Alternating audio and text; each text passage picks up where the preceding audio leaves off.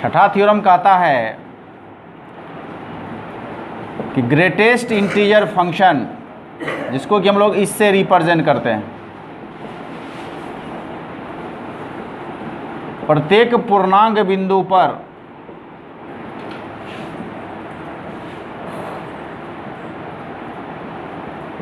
Discontinuous होता है।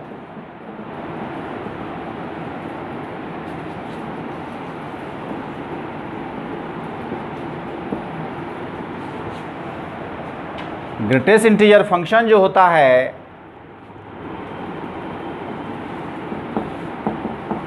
इसको इस तरीका से रिप्रेजेंट करते हैं, ये बड़ी ब्रैकेट से, इसको बॉक्स एक्स करके पढ़ना है। तो ये जो होता है प्रत्येक पूर्णांक बिंदु पर डिसकंटिन्यूअस होता है, ऐसा ध्यान रखना है। कैसे, वो चीज़ आपको बतला रहे हैं।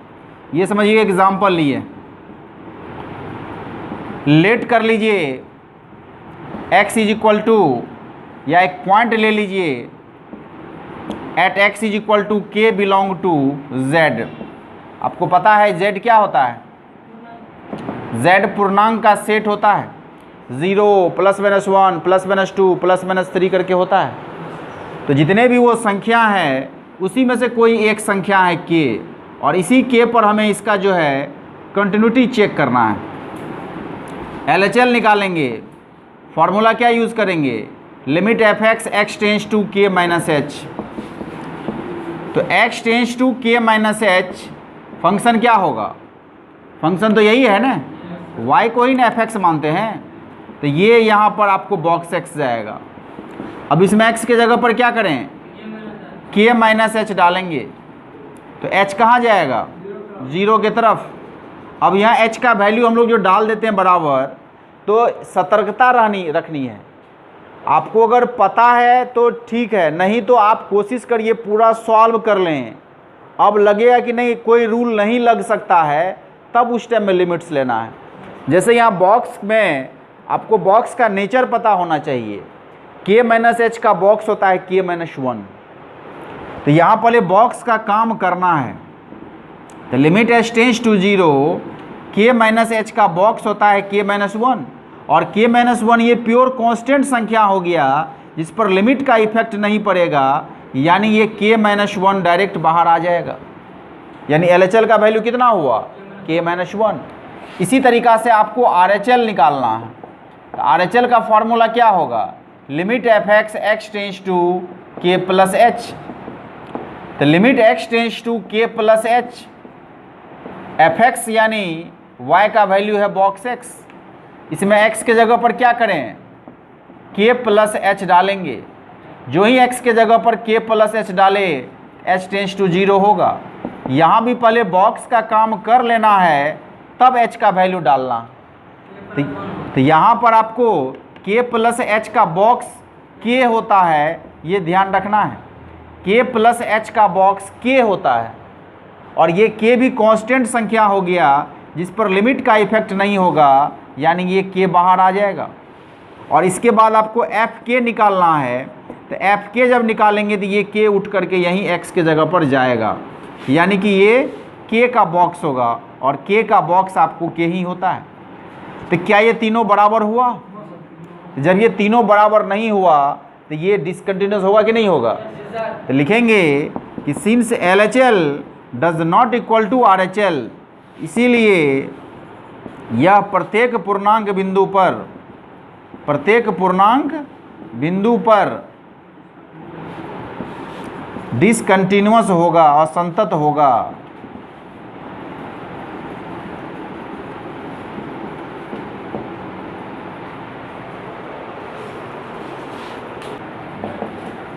सातवां देखिए, फ्रैक्शनल पार्ट फंक्शन, जिसको कि हम लोग मध्यम ब्रैकेट से घेर के लिखते हैं। फ्रैक्शनल पार्ट फंक्शन भी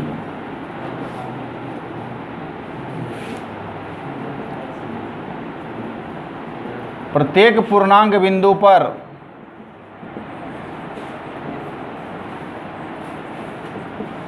डिसकंटिन्यूअस होता है।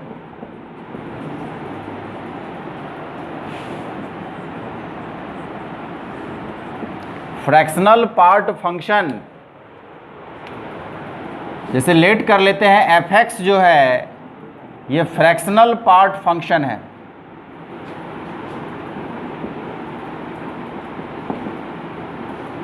फ्रैक्शनल पार्ट फंक्शन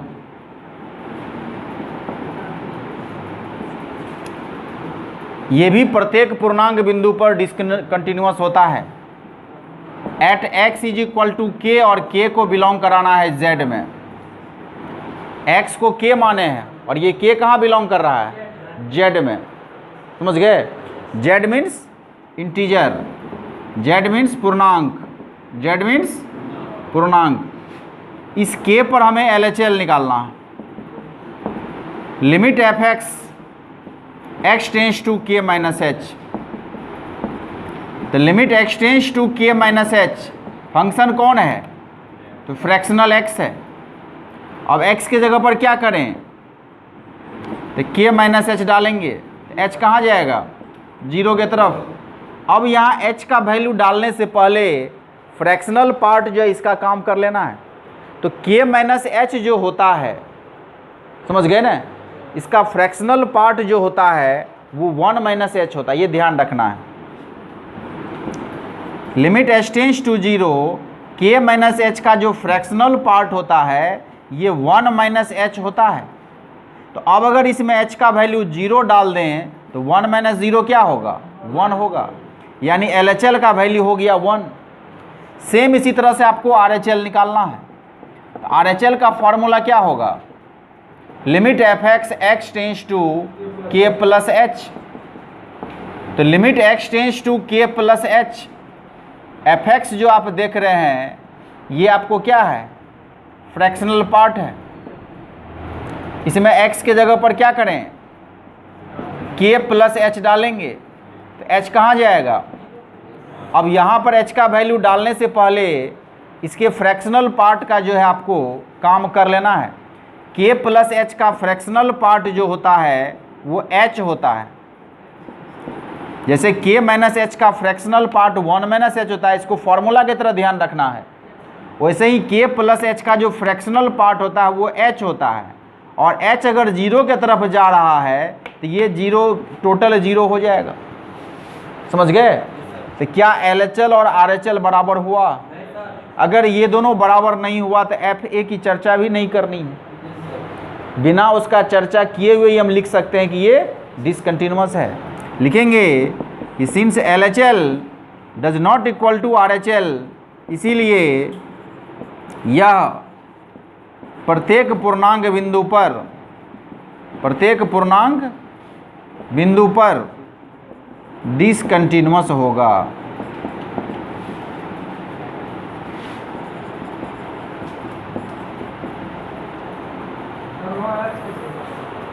कुछ चीज़ आपको हिंट्स कर दे रहे हैं, जैसे कि y is equal to box x है। y is equal to box x का ग्राफ अगर आप लोगों को याद हो, थोड़ा सा एक्सप्लेन कर दे रहे हैं। ये x एक्सिस है और ये y एक्सिस है। तो ये अगर 0 और ये अगर 1 है तो 0 से ग्राफ बढ़ता है और 1 पे इसका ग्राफ होल हो जाता है। 1 पे इसका वैल्यू 1 पे चल जाता है। फिर 1 से अगर 2 के तरफ आप बढ़ेंगे, इसका ग्राफ 1 से 2 के तरफ बढ़ेगा, लेकिन 2 पे होल हो जाएगा, इसका ग्राफ चल जाएगा फिर 2 पे। फिर ये 2 से 3 के तरफ जाएगा और 3 पे फिर होल हो जाएगा। इसी तरह से ये स्टेप के तरह, सीढ़ी जैसे होता है ना, सीढ़ी के तरह इसका जो शेप बढ़ता है। तो देखिए, आप अगर यहाँ से चलना शुरू किए तो यहाँ से आप यहाँ तक आइएगा, लेकिन आगे बढ़ने के लिए आपको जंप करना पड़ेगा। तो जो ही जंप करना पड़ा आपका ग्राफ टूट गया, आप डिसकंटिन्यू हो गए। तो 1 पे ग्राफ टूटा कि नहीं? फिर देखिए, आप 1 से चले गए, चलना शुरू किए, फिर गए धीरे धीरे आप 2 के पास पहुंच गए और आप चाहते हैं 2 के आगे चले जाए, तो आपको फिर पेन का नीब उठा के यहाँ से यहाँ आना पड़ेगा। तो 2 पर भी जंप किए कि नहीं किए? इसीलिए ग्राफ 2 पर भी डिसकंटिन्यू हो गया। फिर इसी तरह से 3 पर भी होता है, 4 पर भी होता है, और यही काम आपको पीछे -1, -2, -3 सब पर होता है। तो चूंकि इसका ग्राफ हमेशा टूटता है पूर्णांक बिंदु पर, इसीलिए ये डिसकंटिन्यूअस कहलाता है पूर्णांक बिंदु पर। इसी तरीक़ा से जो इसका दूसरा आपको फंक्शन होता है, जिसको हम लोग बोले फ्रैक्शनल पार्ट फंक्शन, दूसरा बोले हैं ना, ये मध्यम ब्रैकेट्स इसको रिप्रेजेंट करते हैं। इसका अगर आप लोग ग्राफ का शेप देखें तो ये मान लीजिए आपका एक्स एक्सिस है और ये मान लीजिए आपका वाई एक्सिस है। तो ये अगर 0 है, ये अगर 1 है, तो इसका शेप जो है ऐसे करके बढ़ता है, इस यहाँ के वैल्यू को कैरी करेगा और ये डायगोनली ऊपर जाएगा, लेकिन 1 के पास जाएगा तो इसको यहाँ होल करके फिर 1 के पास आ जाएगा। फिर जब आप आगे बढ़िएगा इससे तो ये डायगोनली 2 तक जाएगा यहाँ पर, लेकिन यहाँ फिर होल करके फिर ये नीचे आ जाएगा। तो इस तरीक़ा से जो है इसका ग्राफ चलता है आगे। आप अगर गौर से देखिए, आप यहाँ से ग्राफ के अलोंग बढ़े यहाँ पर, लेकिन अब जब आपको आगे बढ़ना है तो पेन का नीब उठा करके यहाँ लाना पड़ेगा। तो जो ही पेन का नीब उठा तो ग्राफ टूट गया। फिर आप क्या किए, इस ग्राफ के अलोंग बढ़ना शुरू किए, यहाँ से यहाँ तक गए, फिर आपको आगे बढ़ना है तो पेन का नीब उठा करके यहाँ लाना पड़ेगा, तो ग्राफ टूट गया। तो प्रत्येक पूर्णांक बिंदु पर इसका भी ग्राफ टूटता है, इसीलिए ये भी प्रत्येक पूर्णांक बिंदु पर डिसकंटिन्यूअस होता है। ग्राफिकली भी समझ गए, मैथमेटिकली भी आपको समझा दिए। अगला देखिए, इसमें पॉइंट आपको बता रहे हैं कि बॉक्स एक्स जो है और फ्रैक्शनल एक्स जो है, इस दोनों को जोड़िएगा तो एक्स हो जाता है। ये चीज़ ध्यान रखना है, box x plus fractional x x होता है। यहाँ से दो फार्मूला आपको निकल जाता है कि अगर बॉक्स एक्स निकालना हो तो ये जाएगा उधर, एक्स माइनस फ्रैक्शनल एक्स होगा, या अगर यहाँ से फ्रैक्शनल एक्स निकालना हो तो इसी को उधर ले जाएंगे, ये एक्स माइनस बॉक्स एक्स होगा। तो कुल 3 रिलेशन ये हम याद रखते हैं इस दोनों के बीच में, और इसका काफ़ी यूज होता है जब सवाल हम बनाते हैं।